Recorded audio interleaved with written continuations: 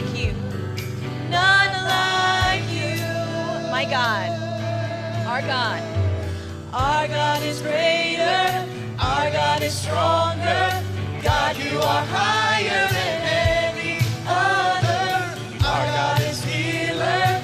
Awesome in power. Our God. Our God. Water you turned into wine. Turned into wine. Yes, Lord. You opened the eyes of the blind. There's no one like you, Lord. There's none like you, Jesus. None like you. Into the darkness.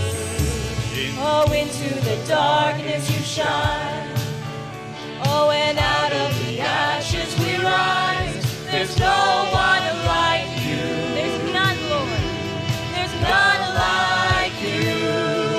Our God. Oh, our God is greater.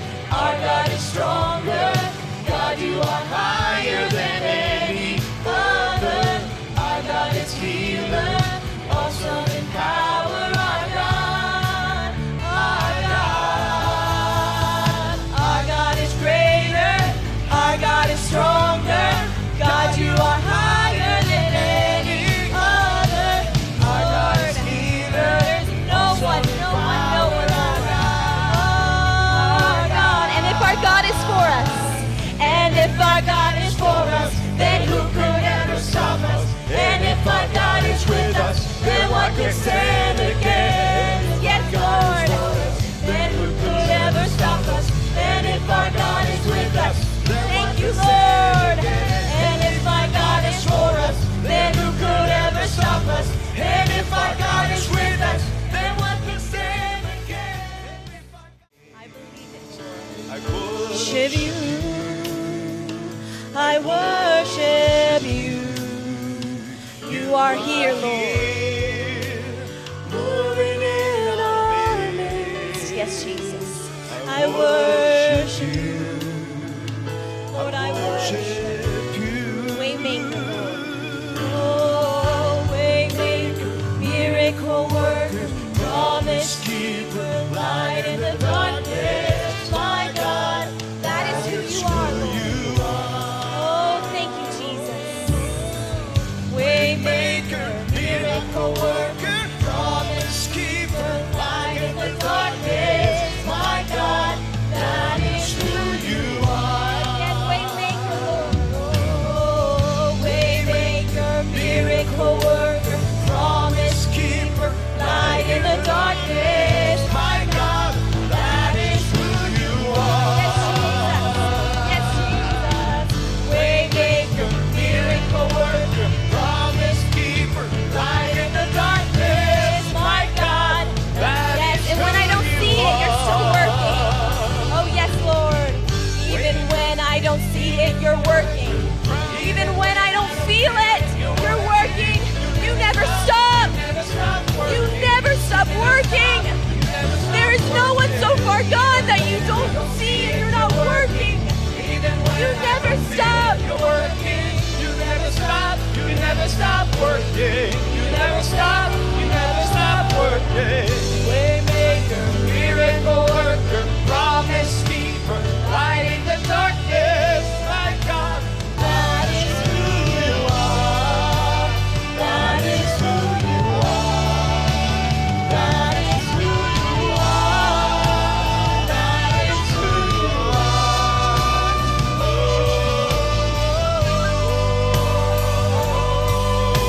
Oh,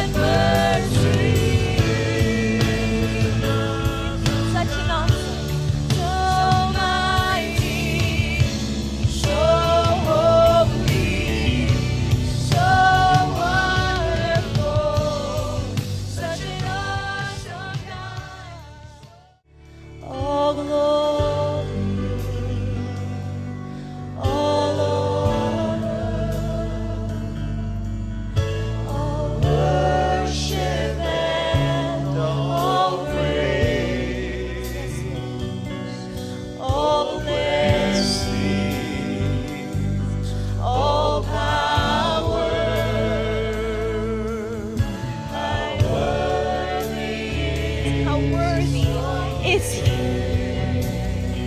Oh, all glory, all honor, all worship and all praise and all blessing, all power is your word. Oh, worthy, worthy, worthy, worthy. I stand in awe. I stand in awe. I stand in awe of you. All glory, all honor. Oh Lord, you're deserving of it all. All glory, yes Lord. All honor, all worship and all praise, all blessing, all power, it's yours. And I stand in awe, Lord.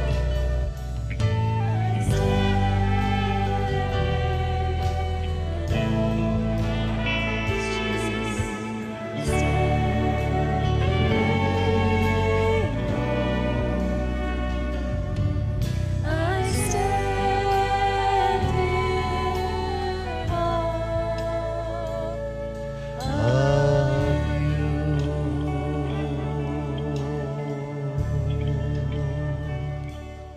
I believe in miracles. I have seen a soul set free. Miraculous, the change in one, redeemed through Calvary. I've seen the lily push its way up through the stubborn sod. I believe in miracles, for I believe in God. Song of Solomon, chapter 2, and verse 16. And it says, "My beloved is mine, and I am his." But what caused my attention, he feeds among the lilies. The word feeds in Hebrew means a shepherd tending to his flock. That is, to pasture its flock, to tend to his flock, to feed his flock. So here is saying that the lilies are his flock. The lily, of course, represents a new life, a resurrection, victory of life. In just a few weeks, the end of this month, we will be celebrating Easter, celebrating the resurrection of Jesus Christ from the dead. And the lily is often used and has been used as a representation of the resurrection. Because as you know, the lily comes from a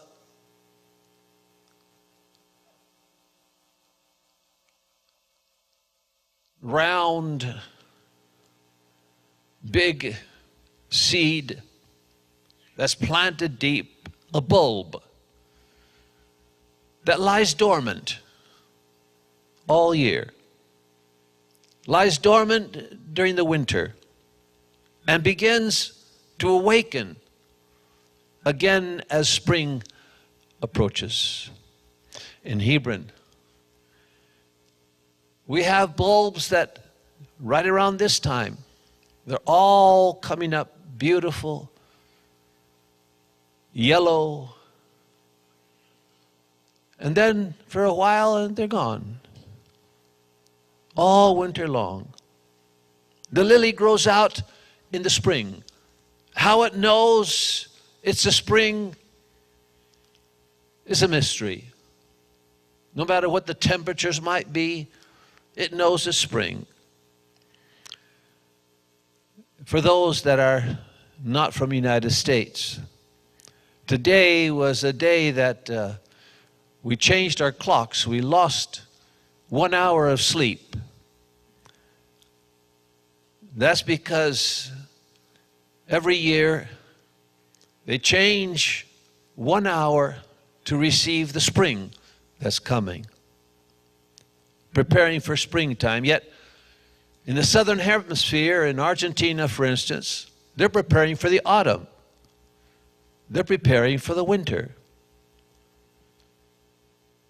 So spring is coming here, but winter is coming elsewhere. Could you imagine if you were a lily bulb, and when you're just about to feel that spring is coming and winter is past and the waiting is almost over, the time to realize who you are, and suddenly they decide to take you to Argentina, to take you to the southern hemisphere. And all your expectations that spring is here, I'm going to sprout, and suddenly they take you and it's autumn. And the little bit that you started to grow, if you were a tree, the little leaf that is, it's autumn, they all fall down. A lost year. When I was in Argentina, I received a word from God for a person. It was a strange word. It says that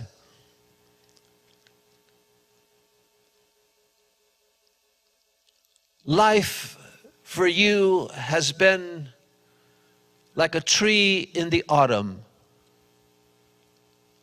year after year after year. The years have passed and you've only see the falling of the leaves. You have never seen the flowers in your life. And yes, there are many whose lives seem to be always start growing and it's winter again. You start growing and the potential of being a lily, the potential of what your calling is to be. And sometimes the winter lasts for many years. Many years might pass until the shepherd comes to his lilies and begins feeding those lilies and awakening that bulb. In Luke chapter 2:42, we read that when Jesus was 12 years old, they went up to the festival according to the custom. You all know the story of Jesus in the temple. When he was 12 years old, he felt he was ready. In fact, he had probably just, it says as the custom was that at 12, like they still do in the Jews, bar mitzvah, or bat mitzvah for the girls, is a time where the young boy becomes a man. So surely it was that Passover. That's why it says he was 12 years old according to the custom. So probably it was his ceremony of saying, I am now an adult. In fact, as soon as his ceremony was done and the parents left, he stayed and began to amaze everyone of his readiness, his knowledge of the scriptures, his revelation. I'm sure he probably himself felt he was ready. After all, he's a man now. And when his mother and father came and said, how come you stayed? And we're worried about you. And he said, don't you know that I'm about my Father's business? But instead of that bulb sprouting out and the perfume, the beauty of that lilac,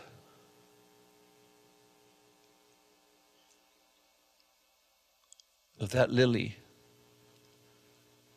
he said he had to put down his head because the Spirit said, go follow your parents. And there are 18 unaccounted years in the life of Jesus according to the scriptures. Those uncounted years are called the lost years of Jesus Christ. Between 12 and 30, it's a mystery that has baffled scholars and Christians for years, the lost years. Because there's no written records where Jesus might have been or where he might have traveled during those lost years, leaving a vacuum to be filled by legends, by theories. Many attempts have been made to fill in that gap of 18 years where that bulb lay dormant, where Jesus disappears from the scriptures. This has led to stories of him having traveled to faraway places as India to study the Eastern mystics, or Persia.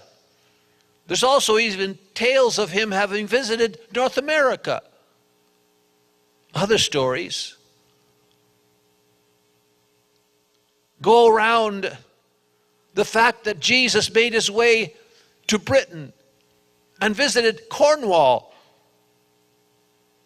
and that he's linked to King Arthur and his round table. All these different theories. What happened in the days, in the years that were lost? But what we do know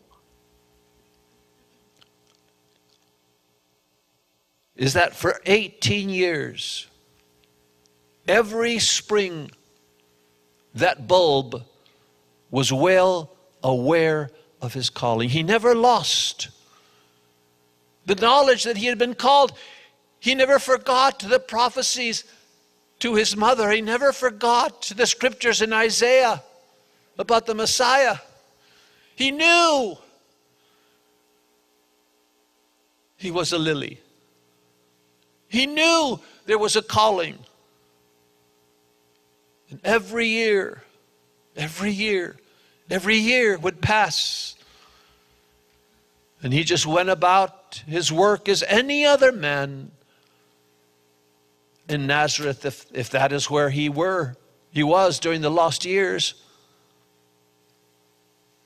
There he was, awaiting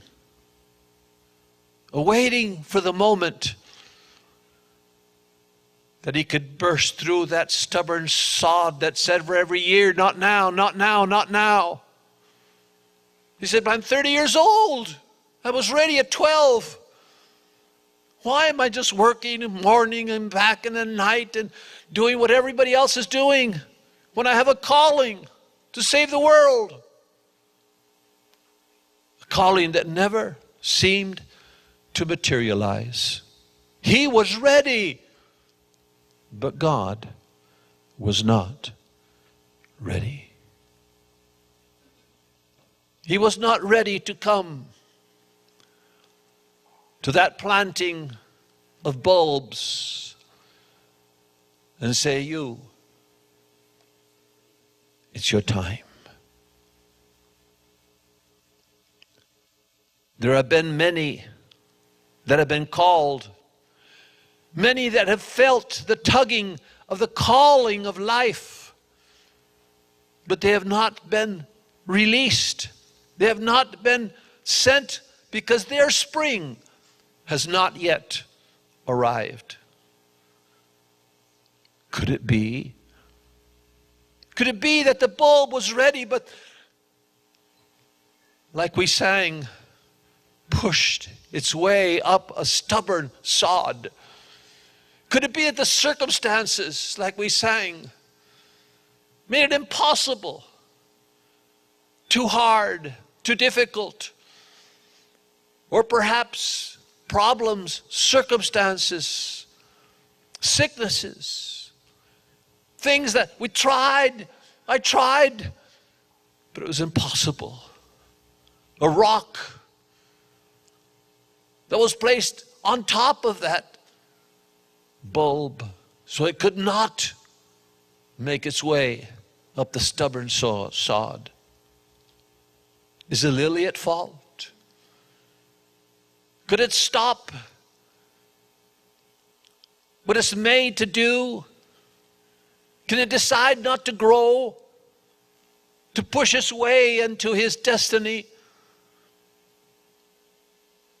And yet, if you look again at that scripture, if you look again at Song of Solomon's 2:16 that we just saw, it begins by saying, my beloved is mine, and I am his. So he was aware there was a relationship. He knew that the Lord was his and that he belonged to his Lord. No, that bulb was well aware there was a relationship. And yet, the second part of that verse had not been accomplished yet. The shepherd that comes to where those bulbs are, that are hidden in that stubborn sod, in the darkness. The bulb is alive. It's not dead, it's alive. It feels the tugging of the coming spring. But the shepherd has not come to say, it's your time now. It's your time to blossom and shine. And let the world smell the perfume that was there inside all the time, because the beloved was yours and yours belonged to the beloved. But you have not been revealed yet. But his promise is, Hosea chapter 14 and verse 5. His promise is, I will be like the dew to Israel, and he will blossom, is the word, like a lily. I will be the dew that is silent. It's not someone throwing a bucket of water on. No. No. The dew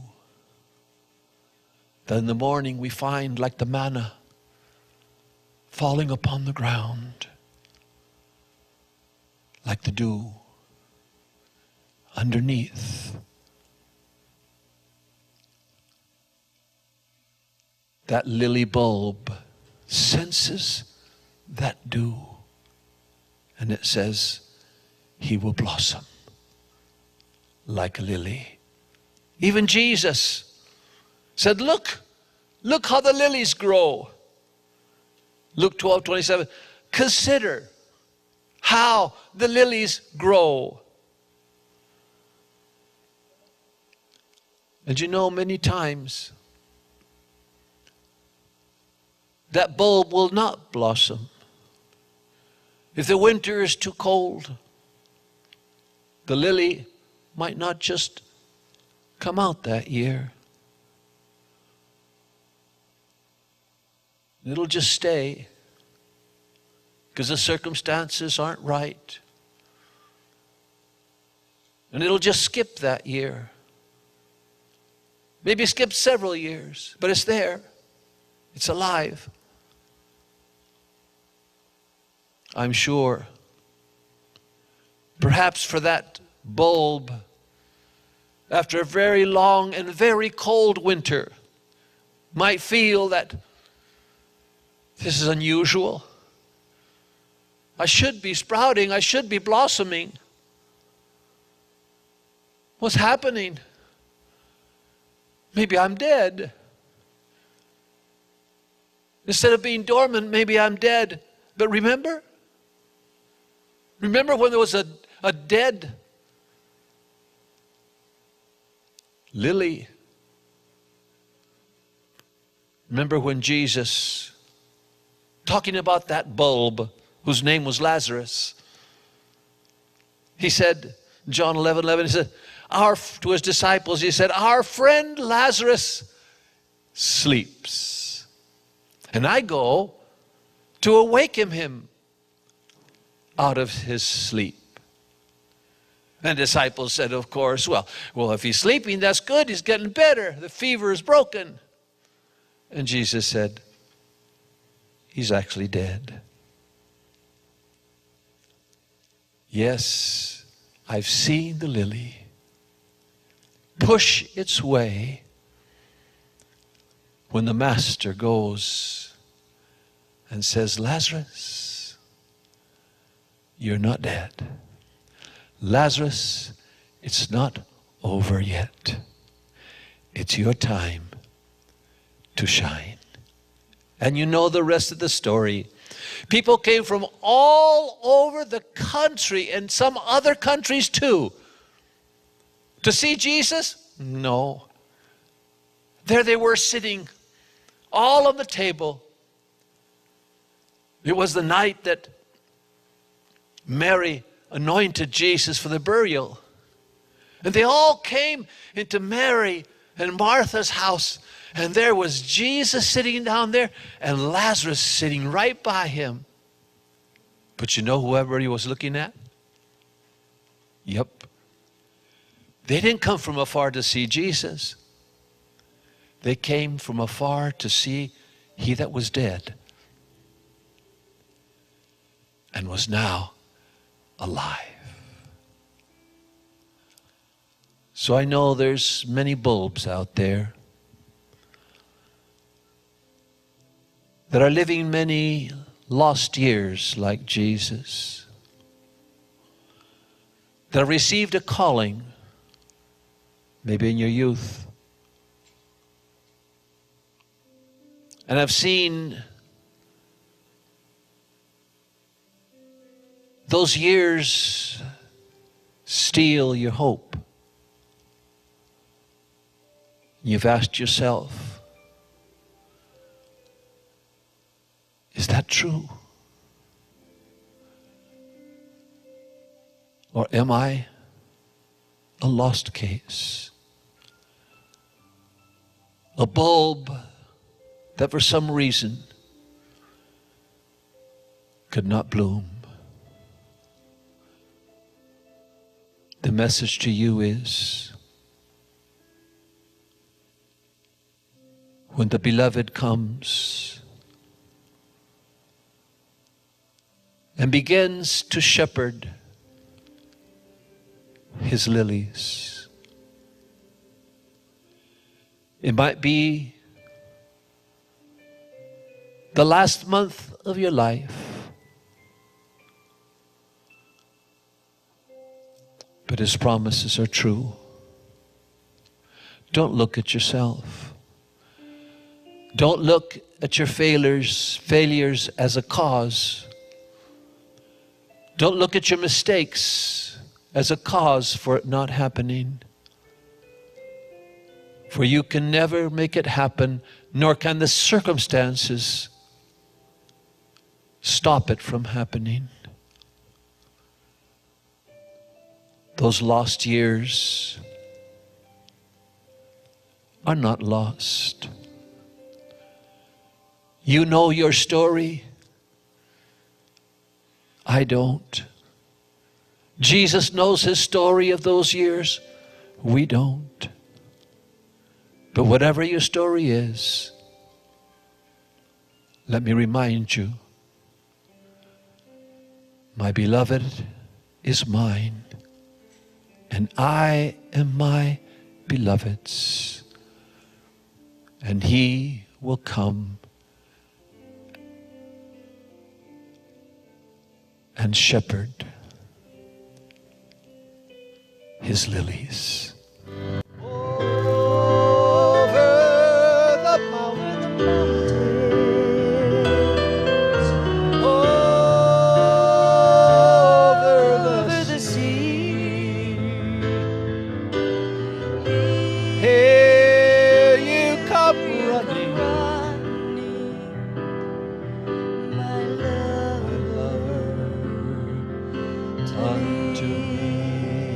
When I feel the cold of winter and this cloak of sadness, I need you.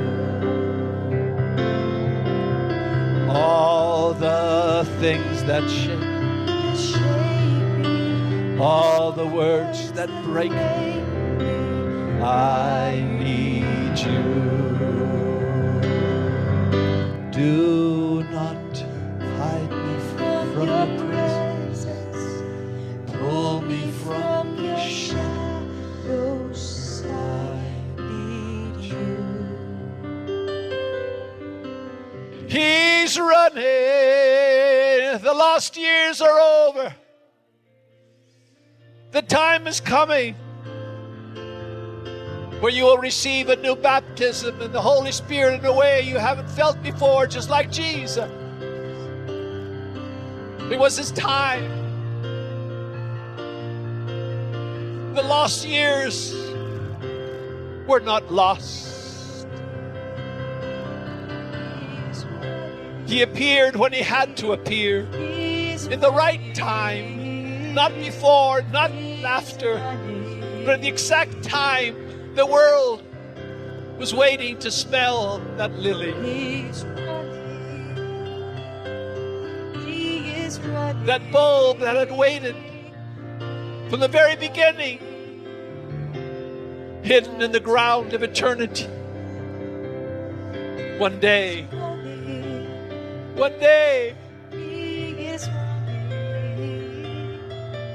Creator breathed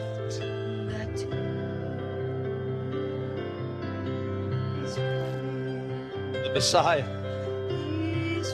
The Messiah. The Messiah awoke from his long wait, awaiting the time for him. There's a time for everyone. For some it is in your youth, as it was with me. In others it'll be the middle of your life. Other times it might be the end of your life. The time is written in the DNA of every bulb. So let not your heart be troubled. Let not your heart be troubled. Don't look at yourself as if Jesus would have looked at his work every day saying, what am I doing here? I don't belong here. He knew he didn't belong there. He also knew there was a time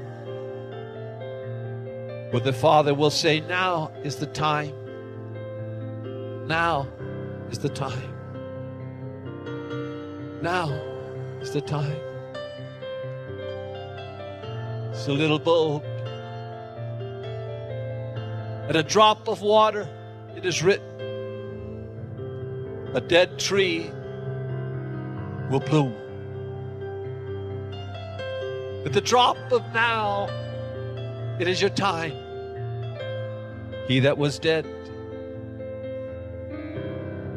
came to life. So just remember, while you wait, never forget, my beloved is mine, and I am my beloved. Don't let the thoughts of why interrupt the communion of your heart and your spirit with the shepherd of your soul. You take care of just loving him, and he will take care of your time. God bless you.